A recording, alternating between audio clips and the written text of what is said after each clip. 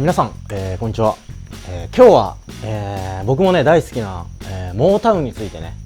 動画にねしてみようかなと思いますんで、ぜひ最後まで、楽しんでいってください。よろしく。まあモータウンはねもう好きな方はもうたくさんいらっしゃると思うんですけど、モータウンって何っていう方にねちょっと軽く説明すると、モータウンって、アメリカの、デトロイトね、デトロイトから発祥した音楽レーベルなんですよ。ベリー・ゴーディさんっていうこの屈強な元ボクサーの人がね立ち上げた、レコード会社なんですけど、まあねもうそこにね所属してるアーティスト、そこからもうたくさんのヒット曲、有名なね曲だったりとか有名なアーティストが、いるんですけど、例えば、ダイアナ・ロス、ね、シュープリームスだったりとか、スティービー・ワンダーだったり、テンプテーションズ、フォートップス、もうめっちゃいますよ。スモーキー・ロビンソン、マーヴィン・ゲイ、僕大好きなんですけどマーサ&ザ・バンデラスとか、そういうね本当に、あとジャクソン5もですよね、モータウン、そういう意味ではもうモータウンっていうのは、かなりなんかこうレコード会社っていうのを超えて、モータウンの音楽みたいなね、そういう風になんかこう呼ばれることが多いんですけど、今日はねそのモータウンの有名な、モータウンでもいろんな本当にリズムがあるんですけど、有名なねリズムが、ざっくり2つあって、そのねリズムのことについてちょっとベースも弾きながらなんか動画にしてみたいなと思いまして、でそのリズムを話す上ですごく大事なのがそのモータウンの音楽をねこう支えてたいわゆるスタジオミュージシャンですよね、ファンクブラザーズ。僕はベーシストなんで、ベースで言うとジェームス・ジェマーソン、ね、ボブ・バビットとか、そのファンクブラザーズの、作り上げたと言っても過言ではないこのもう心が躍るようなリズムがあるんですけど、その2つをね、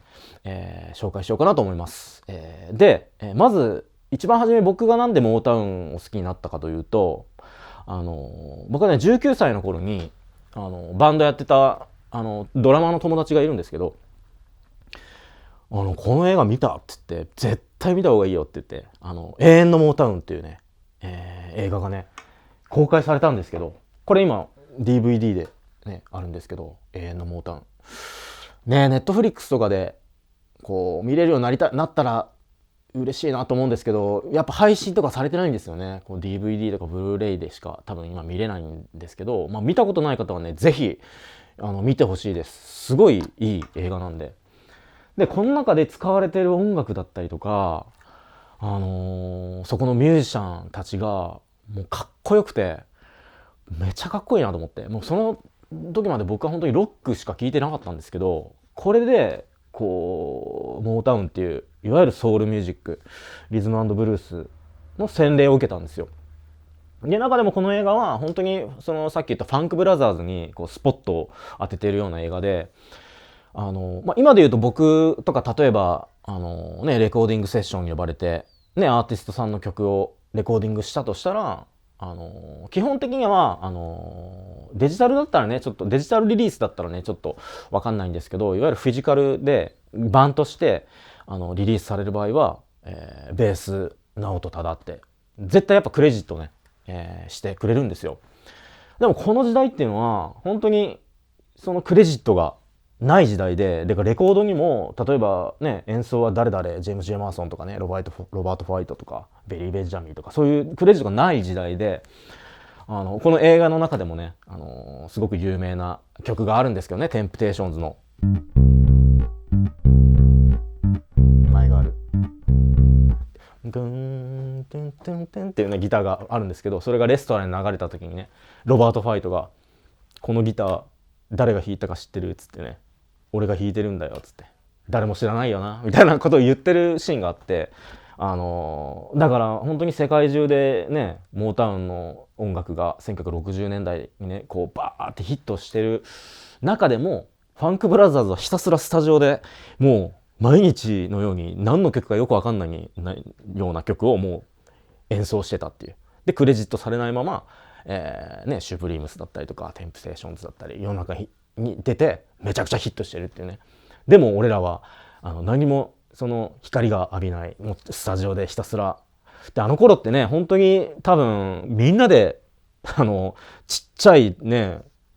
スタジオで撮ってたと思うんで、暑いしめちゃくちゃ大変だったと思うんですよ。そうだからそういう意味でもファンクブラザーってマジで本当ファンクだなってすごく思うんですけど、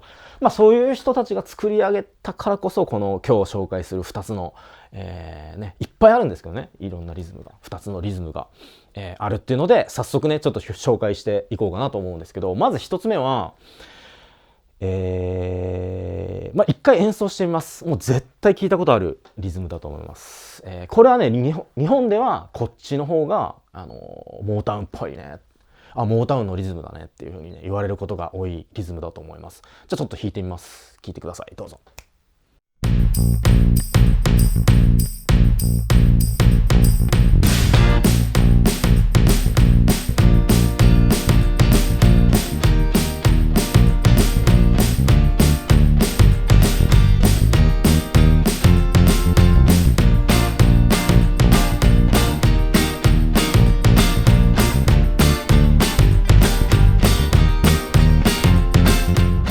はい、聞いてもらいました。もうこれね、やっぱ絶対知ってると思うんですよ。で、これが元となったのは、シュプリームス、ダイアナ・ロスのね、You Can't Hurry Love っていう曲なんですけど、この恋を焦らずっていう曲のこのリズム、これがね、すごくなんかこうウキウキするというか、ちょっとどういう風になってるかね、分解してみようかなと思うんですけど、例えばね、バスドラ、じゃあちょっとどういう風になってるかちょっと一回流してみます。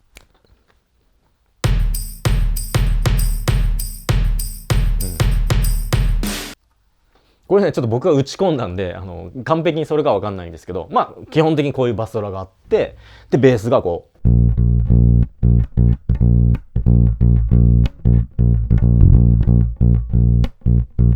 っていうベースが乗ったら、こういう風になります。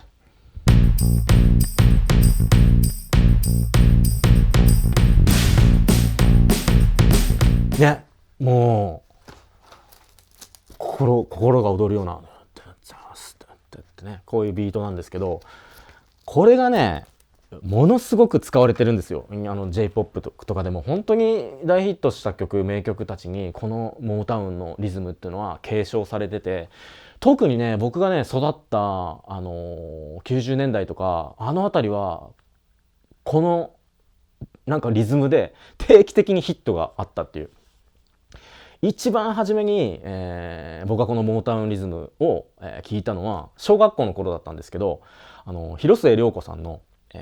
マジでキスする5秒前っていうね、ずっと前から彼のことドゥンドゥンストゥドゥンドゥンドゥンストゥドゥンドゥンみたいなね、これも完全にモータウン、ね、のリズム。その頃はモータウンのリズムだとかね、このリズムいいなとかって思わなくて、もう広末涼子さんがもうこの世にこんなに美人な人がいるんやと思ってときめいてたんですけど、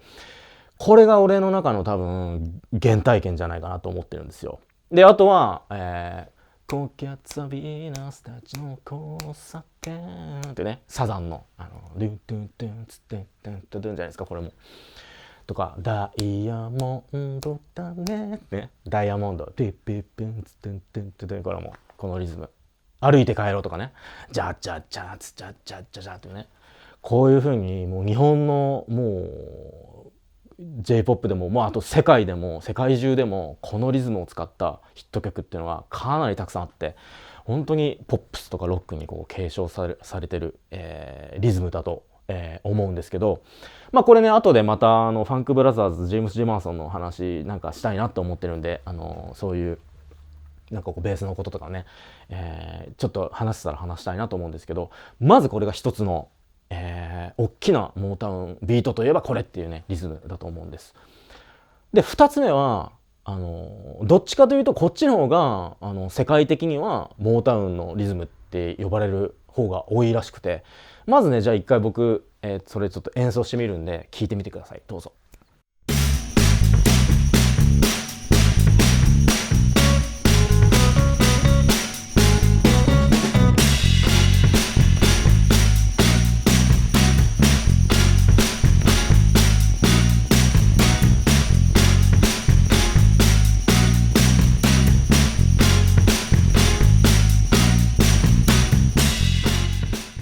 はい、これです。このダンダンスダンスダンスっていうね、このなんかこうスネアを四つ打ちしてるような、こう頭でダンダンダンってやってるような、これアップタイト、スティービー・ワンダーのアップタイトなんですけど、このいわゆるリズムの方がいわゆる世界でいうとモータウンの、モータウンって言ったらダンスダンスダンスダンっていう風になってるらしいんですよね。というのもこのなんかさっきのドゥンドゥンドゥンツドゥンドゥンドゥンがいわゆるポップスにすごく継承されてるとしたら、このリズムはね本当にねロックとかたくさんのロックバンドがもう取り入れたりとかしてて、もう本当に有名なリズムだと思うんですけど、まあベース的に言うとさっきのドゥねドンツドンツドンドンツドンっていうキックに対してベースはドゥドゥドゥンツドゥンドゥンドゥンなんですよ基本、さっきのリズムは。ただこっちのダンスダンスダンダンダンっていうリズムは本当にねいろんなこうアプローチができるっていうか、ベースにしろ例えばモータウンでも、いっぱいあります、ベースによってリズムはねこのリズムなんですけど、ベースによって本当にいろいろ変わるっていうか、じゃあ有名なねモータウン、これまたモータウンの曲なんですけど、僕はすごく大好きなストップインザネームオブラブっていう曲があるんですけど、一回それね聞いてみます。これドラムはダンスダンなんですよ。でもベースが全然違うことしてる。じゃあ一回聞いてみてください。レッツゴー。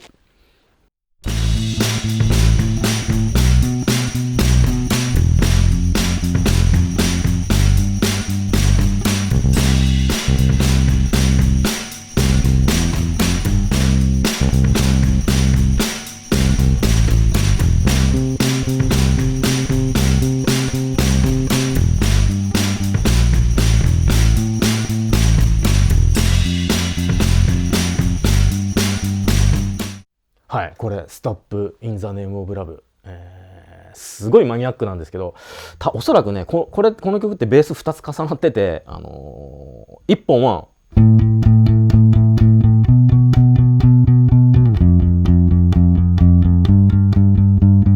っていう8部刻んでるラインと、もう1個は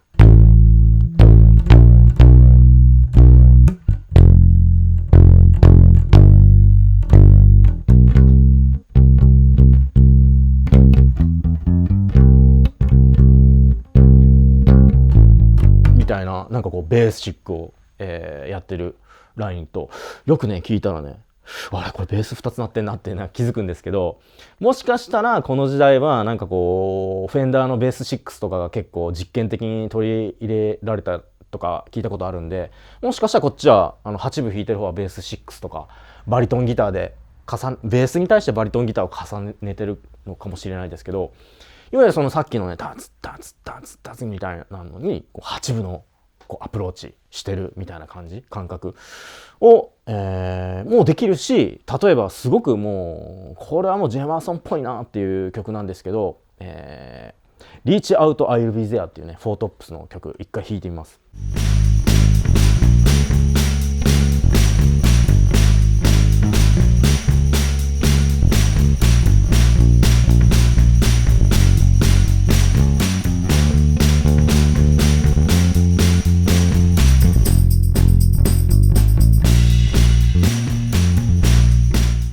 はい、これもね同じようなビートなんですけど、ベースのアプローチが全然違う。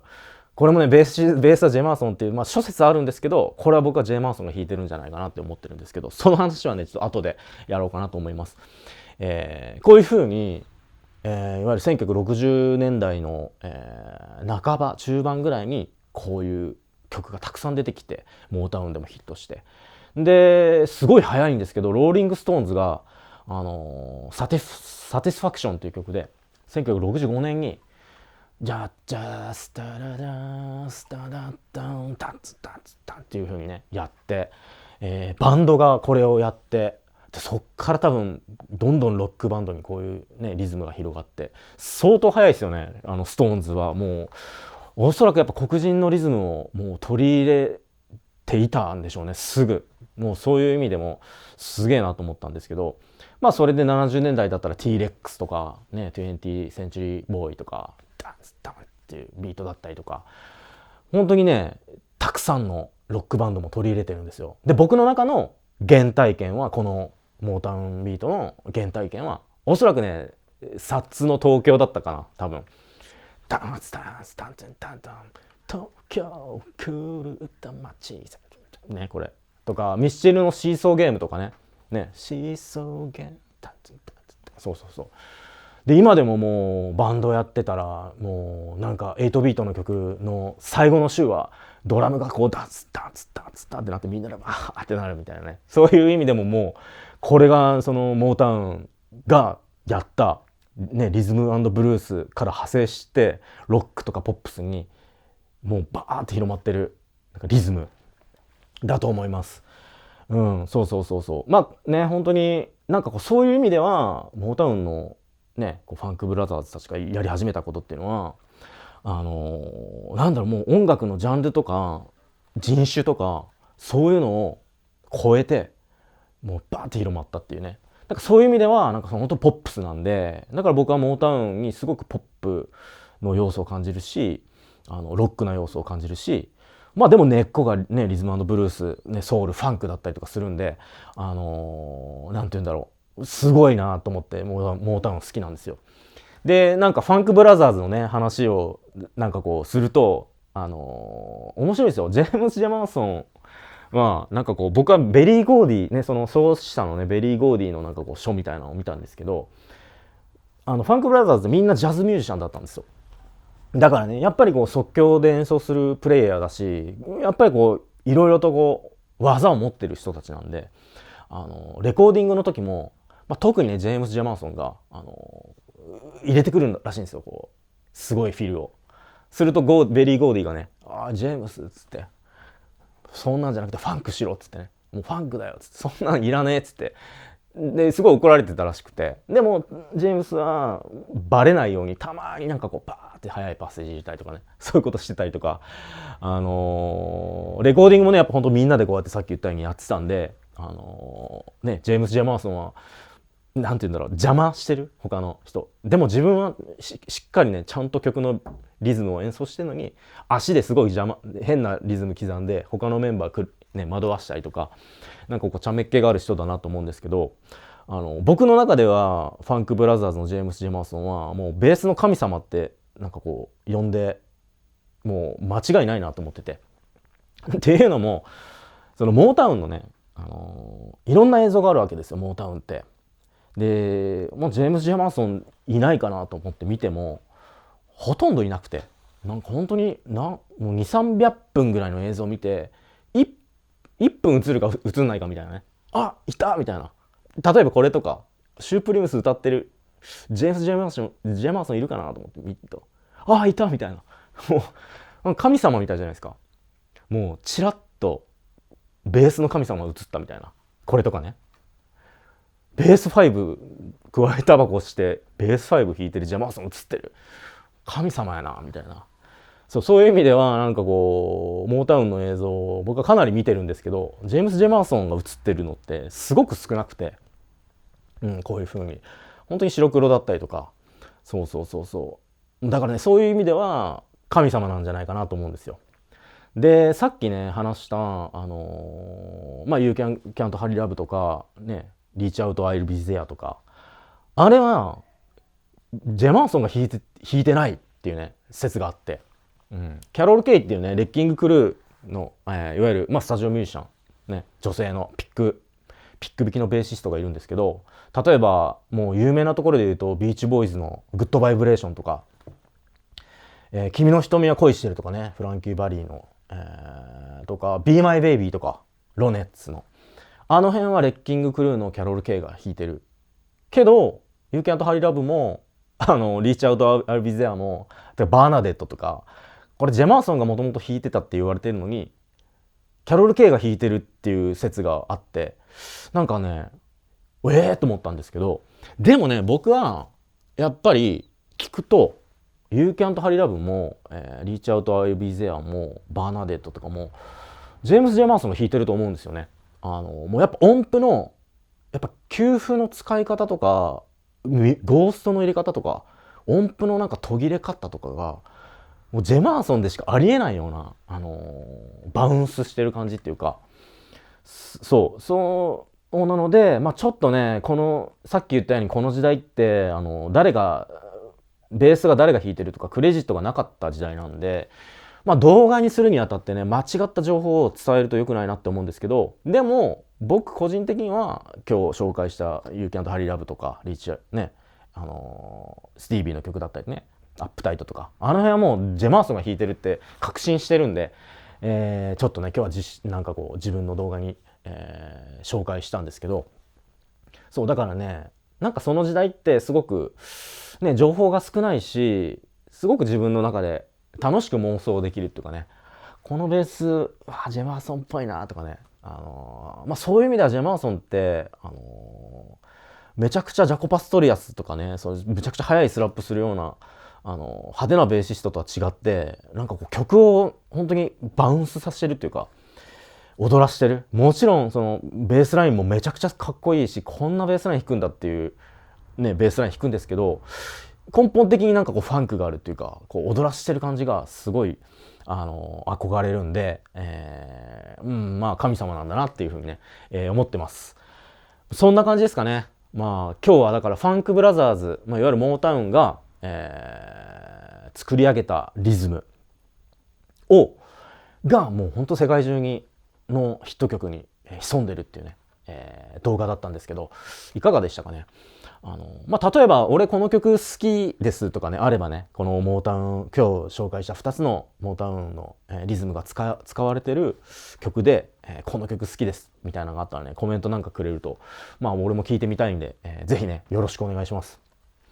そんな感じで僕の本当チャンネルなんでちょっとベース視点だったりとかもしたんですけど、モータウンの、リズムについて動画にしてみました。そんな感じでね、また何かこう今日はね面白かったです。俺ほんとすごい好きな話題なんで、こういう風なちょっとねマニアックなんですけど、楽しい音楽だったりベースのことだったり機材のことだったりを、これからもね、マイペースにアップしていこうかなと思ってますんで、引き続き、よろしくお願いします。そんな感じで、じゃあまたありがとうございました。